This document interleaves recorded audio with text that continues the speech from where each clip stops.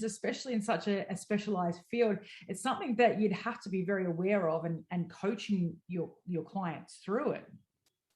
Right. So if someone's rejected and then they feel like that just knocks their self-esteem. Yes. Yeah. I mean, you know what? Keep going, right? To keep going, taking those punches to get back up again. I totally can see how that's a problem. It's definitely a coaching point when it comes up. It's like, hey, it's knocking my self-esteem doing this stuff. Honestly, I don't think that happens that much. Like, it does happen. I know it happens. I've seen it happen, but it doesn't happen like how you think it would happen.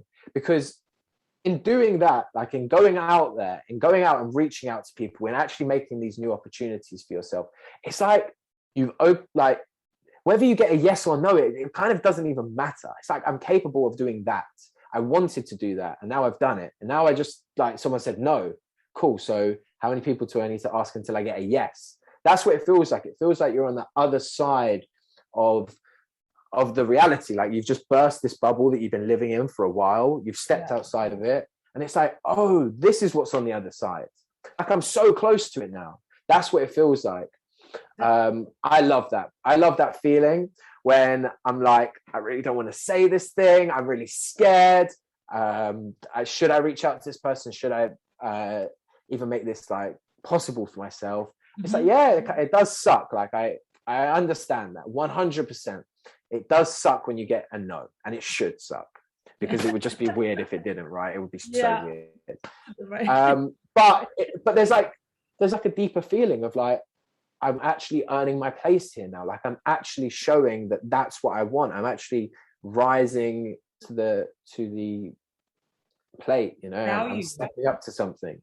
Yeah. I think that is a massive thing that stops imposter syndrome, because you're doing something actively.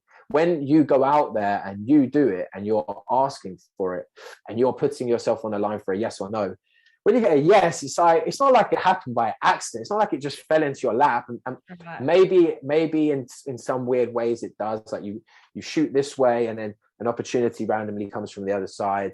But I think there's something like connected, like, to the ability to go out there, why that happens. So again, I think that really helps imposter syndrome. There's other things that help it, but I think that's one big way. Yeah. And removing the ego, I suppose, like, that's one thing that I've had to do in the past, is like, oh my gosh, you take it on board personally rather than realizing it's business.